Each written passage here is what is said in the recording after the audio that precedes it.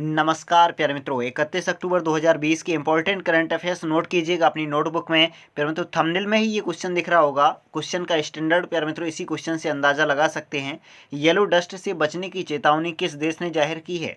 प्यारे मित्रों, अपने देश के नागरिकों को बचाने के लिए येलो डस्ट का एक बवंडर आ रहा है, तो उस बवंडर को देखते हुए चेतावनी जाहिर की है। किस देश ने की है? जापान, रूस, अमेरिका या उत्तर कोरिया? पहचानिएगा राइट ऑप्शन क्या होगा। प्यारे मित्रों, ऐसे ही क्वेश्चन इस वीडियो में आपसे डिस्कस किए जाएंगे, तो अपनी नोटबुक में नोट जरूर कीजिएगा ये क्वेश्चंस। तो लीजिए, पहला प्रश्न आपकी स्क्रीन पर पीडीएफ में ये रहा। पीडीएफ में प्यारे मित्रों पहला प्रश्न है आपका कल का कमेंट बॉक्स वाला प्रश्न, यानी हमने जो आपसे कल पूछा था उसका आंसर मिलाइएगा। हाल ही में किसे संयुक्त राज्य अमेरिका के प्रतिष्ठित Sandra Neese life time achievement award से सम्मानित किया गया है?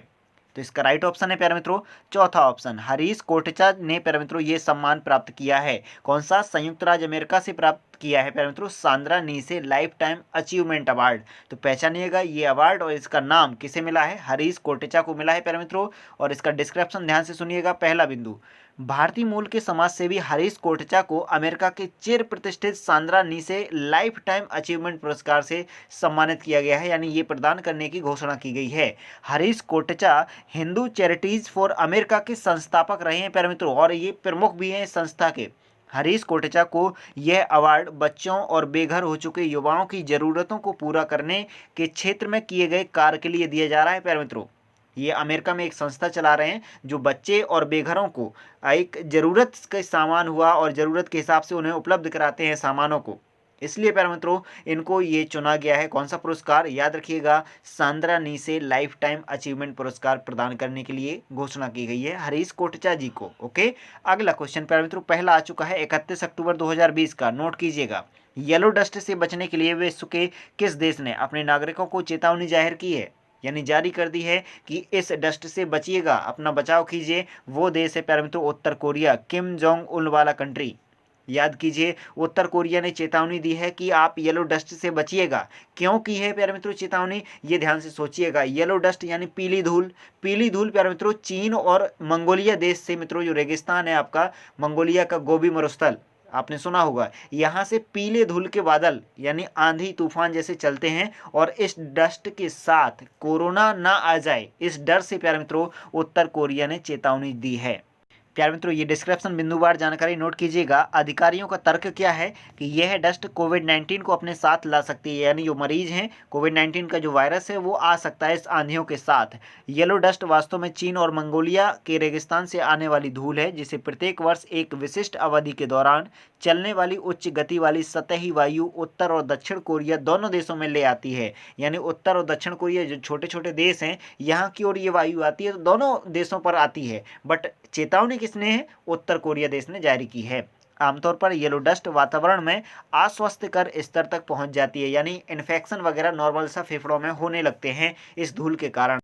दूसरा प्रश्न प्यारे मित्रों नोट कीजिएगा। हाल ही में भारत के किस राज्य में एक 100 मिलियन वर्ष पुरानी एनिग्मा चन्ना गोलम नामक मछली देखी गई है? वो राज्य है प्यारे मित्रों आपका केरल। केरल राज्य में ये 100 मिलियन वर्ष पुरानी एनिग्मा चन्ना गोलम नामक मछली देखी गई है प्यारे मित्रों। इसकी डिटेल नोट कीजिएगा। ये ड्रैगन की तरह दिखती है और ईल की तरह तैरती है प्यारे मित्रों पानी में। दूसरा बिंदु है प्यारे मित्रों, इसका नाम लॉर्ड ऑफ द रिंग्स के एक चरित्र गोलम के नाम पर रखा गया है प्यारे मित्रों।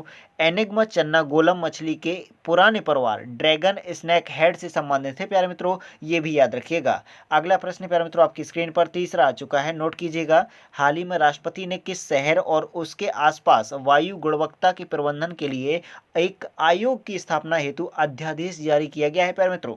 123 आर्टिकल है ना अध्यादेश जारी करने के लिए, ये भी याद रखिएगा। तो राष्ट्रपति जी ने ये प्रयोग किया है और अध्यादेश जारी किया है किस शहर के आसपास की वायु की गुणवत्ता को प्रबंधित करने के लिए, एक आयोग बनाने के लिए ये अध्यादेश जारी किया है राष्ट्रपति जी ने। तो प्यारे मित्रों इसका राइट ऑप्शन नोट कीजिएगा। दिल्ली एनसीआर की हवा जो है, पर्यावरण जो है, उसका सही से गुणवत्तापूर्ण प्रबंधन किया जाए, इसके लिए एक आयोग गठित किया गया है अध्यादेश के रूप में। इस आयोग के बारे में जानकारी नोट कीजिएगा। आयोग को इस बारे में अनुसंधान और वायु प्रदूषण से संबंधित समस्याओं की पहचान और समाधान का काम सौंपा जाएगा। यह वायु प्रदूषण की निगरानी के लिए शीर्ष निकाय के रूप में पर्यावरण प्रदूषण और रोकथाम नियंत्रण प्राधिकरण की जगह काम करेगा। 17 सदस्यीय आयोग होगा प्यारे मित्रों। इसमें दिल्ली, उत्तर प्रदेश, राजस्थान, पंजाब, हरियाणा के प्रतिनिधि शामिल होंगे, याद रखिएगा। और इस आयोग का अध्यक्ष कौन होगा प्यारे मित्रों, केंद्रीय सचिव या राज्य स्तर का कोई सचिव होगा जो इसका अध्यक्ष चुना जाएगा। तो याद रखिएगा इस आयोग के बारे में आगे भी हम क्वेश्चन बनाएंगे, तो विस्तृत व्याख्या के साथ सुनते रहिएगा ये वीडियो। प्यारे मित्रों चौथा प्रश्न आपकी स्क्रीन पर आ चुका है। हाल ही में किन देशों ने फिर से नए लॉकडाउन की घोषणा की है। प्यारे मित्रों कोई देश हैं जिन्होंने नया लॉकडाउन यानी दोबारा से लॉकडाउन लगाने की घोषणा कर दी है, वो है प्यारे मित्रों आपके फ्रांस और जर्मनी, ये दोनों देश। तो इसका विकल्प सही होगा तीसरा विकल्प यानी उपर्युक्त दोनों। फ्रांस और जर्मनी देश ने प्यारे मित्रों फिर से कोरोना वायरस की आशंका जताई है कि दूसरी लहर आ रही है कोरोना वायरस की और प्यारे मित्रों वो बहुत घातक होगी, इसी वजह से दोबारा से लॉकडाउन की घोषणा की है फ्रांस और जर्मनी देश ने। ओके प्यारे मित्रों, अगला क्वेश्चन आपकी स्क्रीन पर ये रहा 5। अगला प्रश्न प्यारे मित्रों पांचवा आपकी स्क्रीन पर। हाल ही में किस यूनिवर्सिटी के वाइस चांसलर प्रोफेसर योगेश त्यागी को पद का दुरुपयोग करने के आरोप में सस्पेंड कर दिया गया है। प्यारे मित्रों वो यूनिवर्सिटी पहचाननी है जिसमें प्रोफेसर योगेश त्यागी को पद का दुरुपयोग करने के लिए, ये वाइस चांसलर पद पर थे, इन्होंने इस पद का दुरुपयोग किया है, इस वजह से सस्पेंड कर दिया गया है। ये थे प्यारे मित्रों दिल्ली विश्वविद्यालय के वाइस चांसलर, याद रखिएगा। तो रामनाथ कोविंद जी ने इन्हें हटा दिया है प्यारे मित्रों अपनी शक्ति का प्रयोग करते हुए। तो ये इनका नाम याद रखिएगा और किस विश्वविद्यालय के ये वाइस चांसलर थे, दिल्ली यूनिवर्सिटी के थे ये वाइस चांसलर, याद रखें योगेश त्यागी का नाम। ओके प्यारे मित्रों, अगला क्वेश्चन आपकी स्क्रीन पर ये रहा 6 नंबर का। हाल ही में कौन सा देश अपने नवीनतम पृथ्वी अवलोकन उपग्रह EOS-01 और 9 अंतर्राष्ट्रीय ग्राहकों के उपग्रहों को लॉन्च करने वाला है। कौन सा देश है प्यारे मित्रों, ये आपका प्यारा भारत देश है प्यारे मित्रों, जो विदेशी देशों के 9 उपग्रह और अपना खुद का पृथ्वी अवलोकन उपग्रह EOS-01 लॉन्च करेगा। ये आगामी 7 नवंबर की बात है प्यारे मित्रों, जो नवंबर आएगा तो आगामी 7 नवंबर को भारत अपने नवीनतम पृथ्वी अवलोकन उपग्रह EOS-01 और विदेशी 9 अंतर्राष्ट्रीय उपग्रह को लॉन्च करेगा।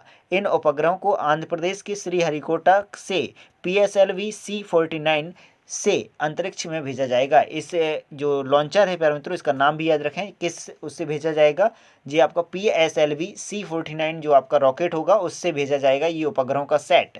उपग्रह EOS-01 का उपयोग किस लिए होगा, कृषि, वानिकी और आपदा प्रबंधन के लिए किया जाएगा। तो इसका नाम याद रखें EOS-01, ये आपका भारत का खुद का उपग्रह है और 9 अंतर्राष्ट्रीय उपग्रहों को भी ले जाएगा। और फिर प्यारे मित्रों किस रॉकेट से, PSLV C49 जो रॉकेट है उसका नाम है, कहाँ से, श्रीहरिकोटा से ये लॉन्च किए जाएंगे। कब, 7 नवंबर को। पूरी डिटेल प्यारे मित्रों दोबारा से आपको न्यूज़ में सुनने को मिलेगी 7 नवंबर को जब ये प्रक्षेपण हो जाएगा। तो याद रखिएगा। अगला क्वेश्चन आपके स्क्रीन पर ये रहा 7। हाल ही में Night of the Restless Spirits नामक पुस्तक किसने लिखी है।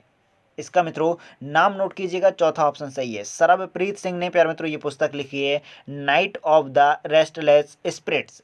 प्यारे मित्रों इस पुस्तक में किसका वर्णन है, जो आपका 1984 में सिख दंगे हुए थे ना, उस पर प्यारे मित्रों ये सरबप्रीत सिंह ने आधारित पुस्तक लिखी है, Night of the Restless Spirits. याद रखिएगा इस पुस्तक का नाम, और ये सरबप्रीत सिंह का नाम भी याद रखना होगा आपको। अगला प्रश्न प्यारे मित्रों आज का कमेंट बॉक्स वाला प्रश्न ये आ चुका है। इस प्रश्न का आंसर आपको ध्यान से पहचानना है और कमेंट बॉक्स में इसका आंसर प्रदान करना है।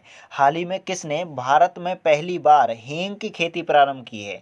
ये हमने पहले ही डिस्कशन कर चुके हैं आपसे क्वेश्चन पिछले वीडियो में, याद होगा आपको। तो हींग की खेती किसने प्रारंभ की है, Indian agriculture research institute, Kerala agriculture university, national institute of agriculture marketing ने, CSIR institute of Himalayan bio resource technology. ये आपके 4 ऑप्शन है प्यारे मित्रों। तो पहचानिएगा राइट ऑप्शन कौन सा है, कमेंट बॉक्स में लिख भेजिएगा। ओके प्यारे मित्रों, वीडियो अगर ज्ञानवर्धक लगा हो तो प्यारे मित्रों दिल से लाइक कर दीजिएगा और अधिक से अधिक संख्या में शेयर जरूर कर दीजिएगा। चैनल पर पहली बार आए हुए हैं तो रेड कलर का जो सब्सक्राइब ऑप्शन है, सब्सक्राइब करके बेल आइकन भी क्लिक कर लीजिएगा, जिससे आपको वीडियो का नोटिफिकेशन सबसे पहले मिल जाया करे। ओके प्यारे मित्रों, वीडियो हम यहीं विराम करते हैं, अपना ख्याल रखिएगा।